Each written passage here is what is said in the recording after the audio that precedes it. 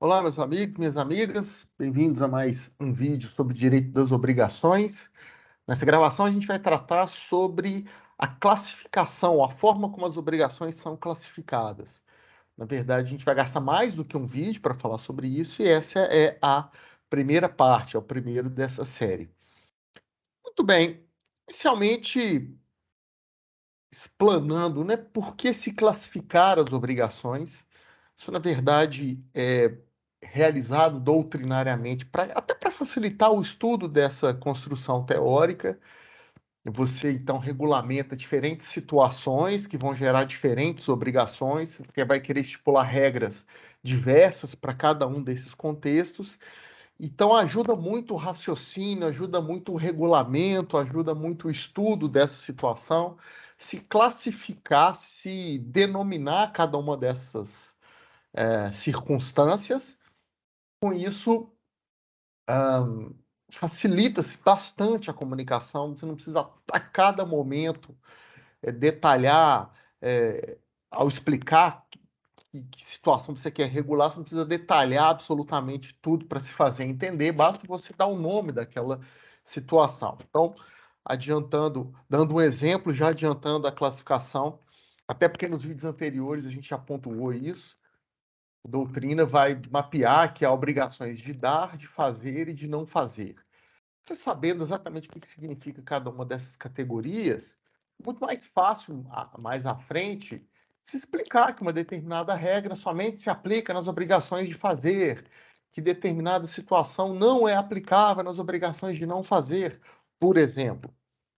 Então, por essas e outras situações, mas sempre girando em torno dessa essência, é que essa classificação acaba sendo necessária, foi realizada, se consagrou, e tanto a ponto de que hoje a legislação se vale da classificação doutrinária.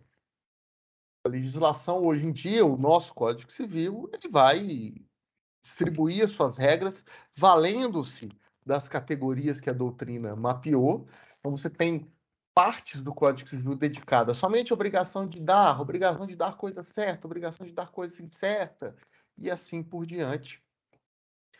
Então, fechando esse raciocínio, temos nada melhor do que a posição doutrinária sobre isso, e aí eu trago um trechinho da obra do professor Farias e dos professores Farias e Rosenwald, em que eles colocam: é bem verdade que o direito como um todo é dinâmico e plural, e particularmente o direito das obrigações. É bastante complexo, ele é bastante recheado de situações e alternâncias. Exatamente por isso, as obrigações submetem-se a variados critérios classificatórios, consideradas situações diversificadas. Bom, há diferentes formas de se classificar as obrigações. Essas classificações elas são paralelas, elas não se excluem, ou pelo menos os critérios não se excluem. Um deles, uma das formas é classificar com relação ao objeto. A gente já viu em aulas anteriores que as obrigações têm por elementos os sujeitos, o objeto e o vínculo jurídico.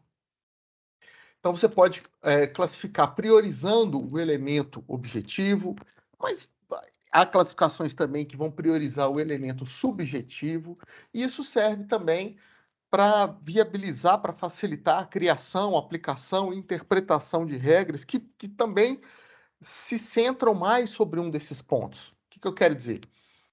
Uma regra que vai variar conforme o objeto da obrigação, ela vai se beneficiar muito de uma classificação baseada no objeto. Já vou adiantar, está aí na tela. Classificação quando o objeto divide as obrigações de obrigação de dar, dentro da qual existe, se insere a obrigação de restituir, a obrigação de devolver, ela também é uma espécie de obrigação de dar, a obrigação de fazer e a obrigação de não fazer. Agora, por outro lado, quando se pretende criar regras mais focadas nos sujeitos, no elemento subjetivo, como, por exemplo, temos mais de um credor, todos eles podem cobrar a obrigação completa ou cada um cobra uma parte, aí a doutrina estabeleceu obrigações a partir desse elemento subjetivo, a gente vai ver mais adiante, assim como outros critérios também foram sendo colocados. A gente vai começar com a classificação quanto ao objeto. Essa primeira parte da nossa conversa está ligada à classificação quanto ao objeto, e na segunda parte a gente verifica outras possibilidades. E como eu já pontuei, aqui vamos estudar a obrigação de dar ou de restituir, ou incluindo a de restituir, que se subdivide nas regras para obrigação de dar coisa certa e obrigações de dar coisa incerta, e obrigação de fazer e de não fazer. Começando, então, pela obrigação de dar coisa certa, que é aquela na qual se espera que o devedor entregue algum bem ao credor, bem que já está definido ou tem todos os seus critérios de definição já bem estabelecidos. É um bem, então, que está individualizado, está definido, e se a gente estiver falando de uma obrigação de restituir, da mesma forma, aquilo que precisa ser devolvido também está bem definido, está individualizado e já está na posse do devedor. Essa é a grande diferença da obrigação de dar comum e a obrigação de restituir. Na obrigação de dar comum, o bem está com o bem precisa ser entregue ao credor, haverá uma transferência de posse, né? E na obrigação de restituir, o bem já está na posse do devedor e precisa ser entregue, precisa ser simplesmente devolvido ao credor. O bem pertence ao credor, embora esteja na posse do devedor, e vai apenas ser restituído ao credor. Então, a obrigação de dar, genericamente falando, ela pressupõe ou ela atravessa também uma lógica de transferência de propriedade, enquanto que a obrigação de restituir, ela está baseada, por outro lado, na pressuposição de que o credor é o proprietário e quer o bem de volta. Não estamos diante de alguém que vai passar a propriedade para outra pessoa, mas alguém que quer fazer valer a sua propriedade e receber o bem de volta. Bem, a título de exemplo, né, a gente pode falar compra e venda, talvez seja o tipo de relação jurídica que cria obrigações de dar coisa certa mais comum, mais rotineira, né? Alguém compra, por exemplo, um cavalo de raça e ele já define, ó, eu quero aquele cavalo específico ali, vai ser me entregue em tal lugar, de tal maneira, ok. Isso gera para o vendedor uma obrigação de dar coisa certa.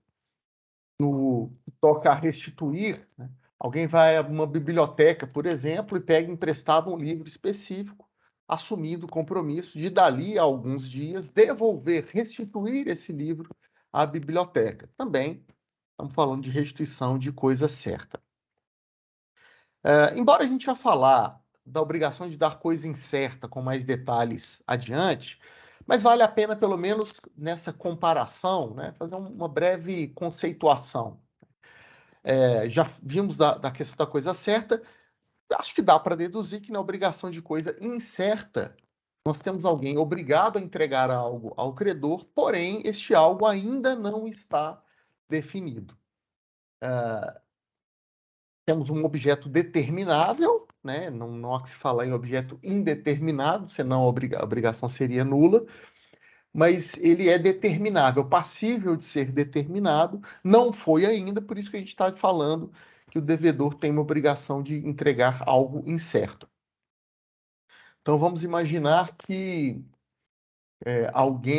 um buffet de festa tenha já vendido uma festa para noivos, né? Uma festa de casamento. Não, ok, nós vamos fornecer tudo que você precisa para sua festa de casamento, mas essa festa ainda está bastante longe, como é costume, né? As contratações se darem desse tipo de objeto, né? Desse tipo de contratação se dá muito longe, muito distante do dia da entrega. Então, os noivos eles não querem já, por agora, definir o que vai ser servido nessa festa. Então, eles já fizeram o contrato. Olha, vamos servir tantas garrafas de cerveja, tantas garrafas de vinho, tais e tais salgados, tais e tais doces, então, e tal número, tal dia, tal hora, mas ainda não se definiu exatamente qual a marca da bebida, qual o tipo de doce, qual o tipo de salgado. E aí as partes definem que isso vai ser concretizado, né? Os noivos vão apontar exatamente o que eles querem que seja entregue, eles vão individualizar o que eles querem que seja entregue com 1 mês antes do casamento. Os noivos vão fazer isso porque não querem hoje contratar algo que daqui a 1 ano e meio, 2 anos, possa não ser mais o melhor do mercado, né? Então, ok, tá. Hoje nós temos, neste exemplo, uma obrigação de dar coisa incerta. A gente sabe que o buffet precisa entregar tantas garrafas de vinho, tantas garrafas de cerveja, tantas garrafas de refrigerante, mas a gente não sabe exatamente de qual marca. Então, o buffet se prontificou a entregar algo que ainda está para ser individualizado em determinado momento pelo credor. Tá bom? Mais sobre a obrigação de dar coisa incerta é o próximo slide que vai pontuar. Eu estava apenas fazendo a comparação dessa modalidade com aquela que a gente vai tratar agora, que é a obrigação de dar coisa certa. E, na verdade, a diferença prática da gente saber se estamos diante de uma obrigação de dar coisa certa ou de dar coisa incerta vai se dar na hipótese da coisa a ser entregue ter se perdido, ter se deteriorado. E é importante destacar que quando se fala em perda da coisa no direito privado, a gente está falando da destruição, dela deixar de existir. Não é alguém que não sabe onde a coisa está guardada. Não, isso a gente vai falar no direito de extravio. Quando a gente fala que a coisa se perdeu, que o objeto de uma relação jurídica se perdeu, significa que ele está completamente extinto. A contratação de uma obrigação de dar coisa certa, o desenvolvimento disso, enquanto está tudo tramitando adequadamente, segue a mesma linha da obrigação de dar coisa incerta. É quando o cumprimento se mostra inviável ou se prejudica, porque a coisa foi extinta, ou que a coisa se deteriorou, se estragou, aí é que a gente percebe que há um conjunto de regras para a obrigação de dar coisa certa, que não é exatamente as mesmas regras para a obrigação de dar coisa incerta. Havendo a perda da coisa, na obrigação de dar coisa certa, o artigo 234 do Código Civil começa a explicar as consequências jurídicas para isso, e há uma separação de hipóteses aqui. A coisa pode ter se perdido sem culpa do devedor, e a coisa pode ter se perdido com culpa do devedor. Mais um esclarecimento que precisa ser feito. Quando no direito privado a gente fala em culpa, nós não estamos falando em boas ou más intenções, como no cotidiano, a gente, na linguagem coloquial, a gente está acostumado.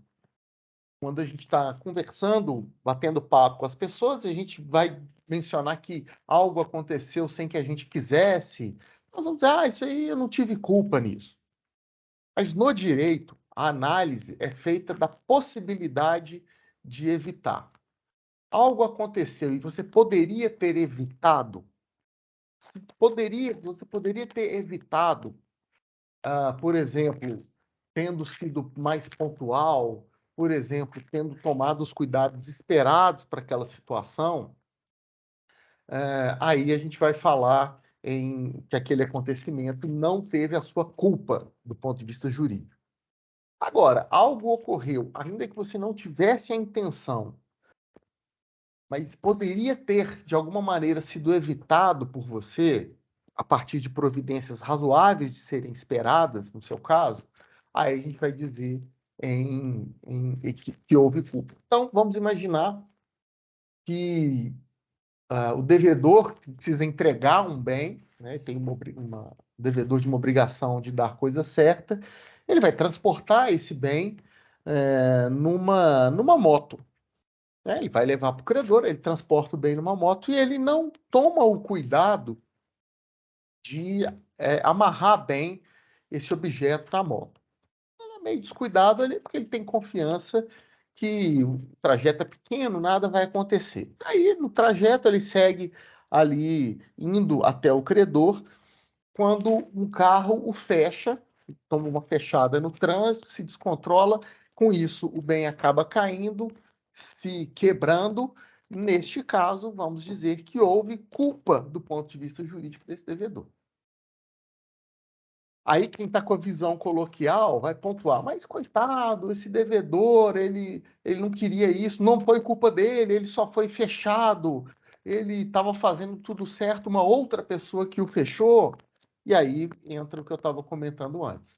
Mas se esse motoqueiro, esse devedor, né, tivesse amarrado bem o objeto, se ele tivesse tomado o cuidado que era razoável esperar dele, que é acondicionar bem o objeto que ele vai transportar, esse bem não teria caído quando a moto ali, de alguma maneira, se balançou. E assim por diante. A gente só pode falar que um devedor não teve culpa na perda de um bem se ele, se a perda, a deterioração aconteceria apesar das medidas de proteção e de prudência que esse devedor tomou. Claro que a gente não pode exigir do devedor providências desarrazoadas, né? Esse devedor ele veio trazer de moto, mas se ele tivesse contratado um carro forte para entregar o livro na biblioteca, o livro não teria se molhado com a chuva. Não, você não vai exigir uma questão exagerada como essa, né? A análise é do que era razoável esperar daquela pessoa naquela situação. Alguém que vai transportar um bem de moto, é razoável que ele prenda bem o bem na garupa da moto? Sim. Por outro lado, alguém vai levar um livro para um determinado lugar. É esperado que essa pessoa contrate um carro forte para levar o livro? Não, isso é um exagero. E por mais que aconteça algo, esse livro que num carro forte não aconteceria, essa é uma exigência que não dá para ser feita. Tá bom? Dito isso, vamos para o que nos apresenta o Código Civil.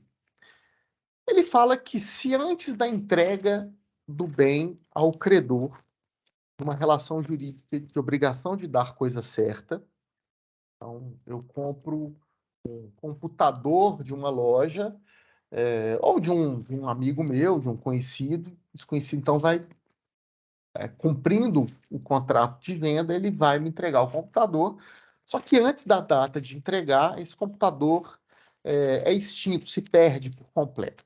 Pega fogo,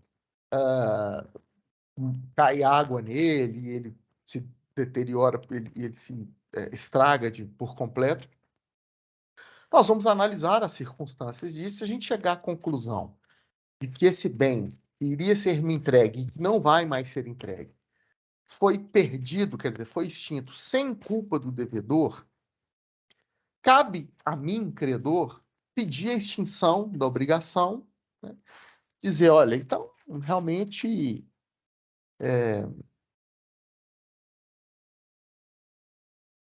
se você não tem mais como entregar esse bem para mim, a obrigação tá extinta, vai cada um para o seu canto, não vou pedir indenização nenhuma, porque você não teve culpa nisso.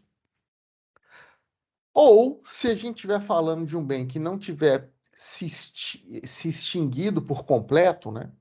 Ele tiver apenas se deteriorado, então o computador ele molhou, ele não está funcionando muito bem, mas algumas peças são reaproveitadas. Se isso aconteceu sem culpa do devedor, é possível o credor optar por ficar com o bem mesmo assim, porém, com um abatimento proporcional do que ele ofereceu em troca daquele bem. Se eu estou dando um exemplo de uma compra e venda, então eu estou entregando dinheiro na troca do bem comprado. Então, eu quero ficar com o computador do exemplo mesmo assim, apesar dele não estar funcionando, mas me interessam algumas peças dele. Então, eu vou manifestar isso para o devedor, eu vou ficar com o bem, então o bem continua me sendo entregue, mas o valor que eu estou pagando por aquilo precisa ser proporcionalmente diminuído. Bem diferente é se a gente percebe que a coisa a ser entregue ao credor se perdeu por culpa do devedor. O que aconteceu com aquele bem poderia ter sido evitado pelo devedor, mas as medidas não foram tomadas, o bem acabou se extinguindo, ou se estragando, cabe ao credor, neste caso, optar por, ao invés de exigir o bem, exigir o valor correspondente a ele, mais uma indenização por perdas e danos que ele teve com o fato de não ter recebido o bem propriamente dito. Uma outra opção é o credor ficar com o bem mesmo assim, com um abatimento no preço, com um abatimento no que ele vai oferecer em troca, mas, em compensação, recebendo uma indenização por não estar com o bem íntegro, estar recebendo um bem deteriorado, e o que é que isso possa trazer para o credor de prejuízo, ele pode exigir a título de indenização do devedor nesse caso. Para quem as informações possam ter se embolado um pouco, peraí, mas eu confundi, como é que é mesmo? Só bater o olho no Código Civil, artigo 235, trata do que fazer quando o bem é numa obrigação de dar coisa certa, o bem se perde sem culpa do devedor. Artigo 236 do Código Civil, o que a regra a ser aplicada quando o bem se perde por culpa do devedor. Inclusive está na tela aí um extrato, né, o resumo desses dois artigos. Muito o que eu estou falando aqui não é nenhuma defesa de tese doutrinária, não, é uma regra que está detalhadinha, bem claro lá no próprio Código Civil. Ali você vai encontrar anotado, né, aquilo que eu expliquei aqui rapidamente nesse vídeo. E aí alguém pode pensar o seguinte, tá, estamos vendo aqui regras do que acontece se o bem se perde ou se o bem se deteriora antes da entrega. Mas se o bem melhora antes da entrega? Bom, mas que isso? Tem bem que não tem como melhorar antes da entrega. Por exemplo, se eu tenho que receber uma xícara de porcelana, esse bem, como é que vai melhorar antes da entrega? Realmente está aí uma situação que é difícil de acontecer, embora não seja impossível.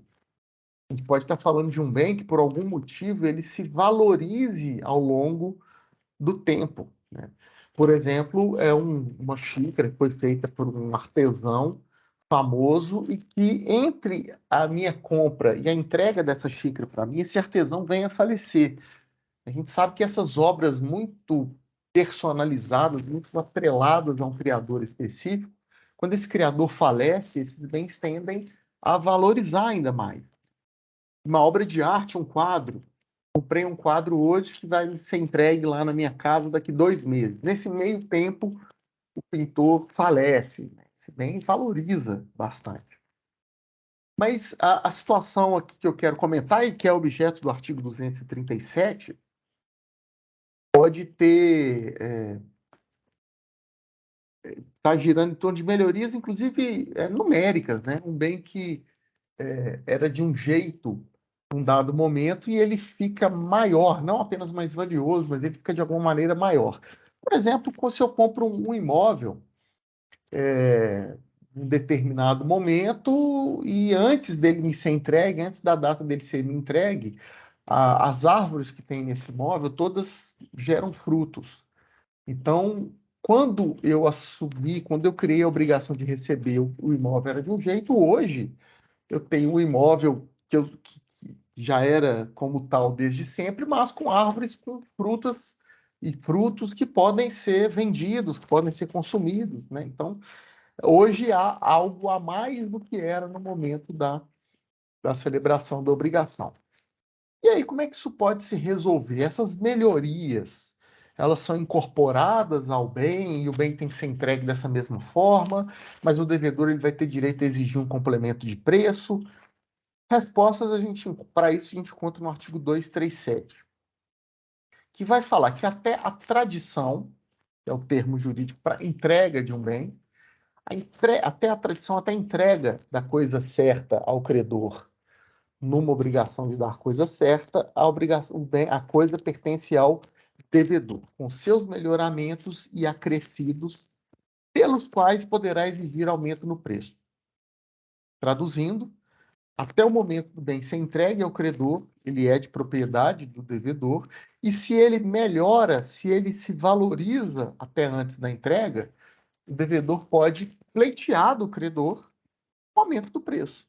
Opa, o imóvel que você tinha comprado hoje ele vale muito mais.